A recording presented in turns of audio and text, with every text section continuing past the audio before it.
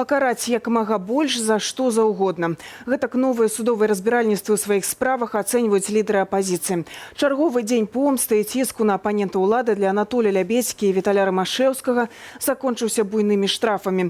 Сёння ж абарона намагалася абскардзіць пакаранне нашага калегі Алеся Баразенкі, але журналіст застанецца за кратамі да канца адміністратыўнага арышту. Ян Бабіцкі працягне.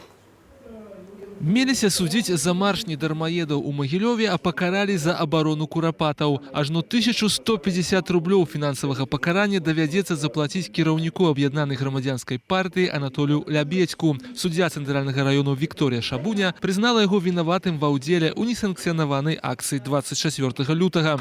Нема ніякай судовай сістэмы, нема суда, нема суддзяў. Гэта азначае, што усе рашэнні прымаюцца на палітычным узроўні. Сёння справа развалілася. Паводле пратаколу Анатоль Лябедзька лаяўся і кідаўся на будаўнічую тэхніку. Раней сведчылі пра гэта працаўнікі аб'екту, але сёння на судзе ўсё выглядала інакш. Сведкі, якіх заставілі падпісаць там супрацоўнікі міліцыі, магчыма, іх там прарабы, начальнікі, прыйшоўшы ў суд, яны адказаліся ад сваіх сведчанняў у адносінах да мяне. Нягледзячы на гэта, буйны штраф усё ж такі прысудзілі. Гэтак, як і сябру аргкамітэту беларускай хрысціянскай дэмакратыі Віталю Рымашэўскаму. Яго таксама пакаралі за ўдзел у акцыі дзеля абароны курапатаў. Учора палітыка аштрафавалі на 45 базавых велічыняў за марш недармаедаў у Менску. Сёння суддзя Якунчыхін дадаў яшчэ 50.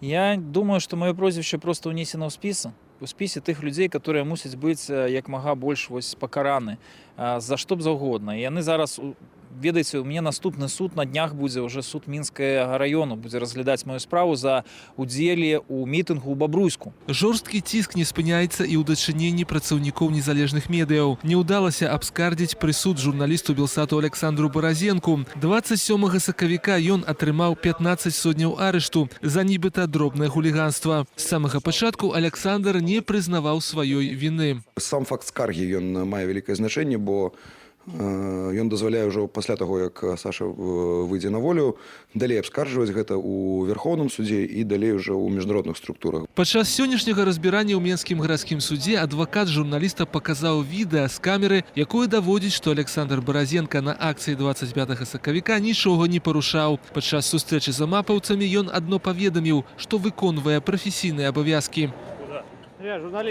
Аднак гэтыя доказы не пераканалі суддзю Ігара Лабавіцкага. Александр Баразенка выйдзе на волю толькі 9 красавіка. Нават калі вырашыць, што першая судовая пастанова была толькі памылкай, то мы бачым, што у нас у краіне наогул адсутнічае механізм выпраўлення памылак.